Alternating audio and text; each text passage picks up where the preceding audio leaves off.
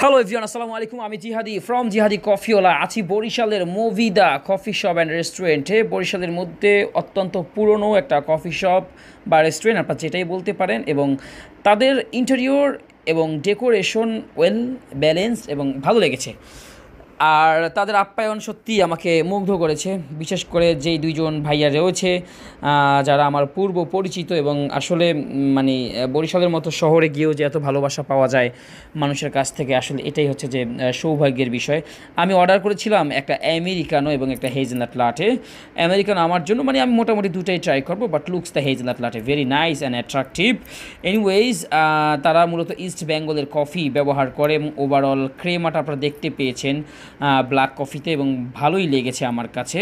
সবচেয়ে মজার বিষয় হলো যে এই দুটো কফি তারা আমাকে কমপ্লিমেন্টারি দিয়েছে ভালোবাসার দিক থেকে। ওয়াও, ফ্যান্টাস্টিক, যেটা আসলে আমাকে মুগ্ধ করেছে। এবং হেজেলনাট লাটের ওয়েল ব্যালেন্সড হেজেলনাট ফ্লেভার তাদের কফিতে ছিল, আর লাটেতে যে একটা টেক্সচার ক্রিমি ফোমের যে তাপমাত্রা বা পার্সেন্টেজ থাকে, আমি এটা তাদের কাছ থেকে পেয়েছি। এবং তাদের কাছ থেকে একটা স্যান্ডউইচ অর্ডার করেছিলাম, যেটা স্মোকড চিকেন এই টাইপের একটা স্যান্ডউইচ, যেটার প্রাইস পড়েছিল 280 টাকা। যদি আমি রেটিং করতে চাই, স্যান্ডউইচের মার্ক আমি দিব 7, এবং আমেরিকানোর মার্ক আমি দিব 8, এবং হেজেলনাট মার্ক আমি দিব 8.5। তাদের রয়েছে স্মোকিং জোন, যেখানে আপনার সময় স্পেন্ড করতে পারবেন। মুভিদা, যেটা হচ্ছে আপনার বরিশালের বটতলার আশেপাশে হাতিলের বিল্ডিং, এবং তাদের আরও অনেক প্রকারের খাবার কিন্তু আপনার পেয়ে যাবেন। দিন শেষে কফির সাথে খাবার সব কিছু মিলিয়ে আমার সময়টা ছিল উপভোগ্য।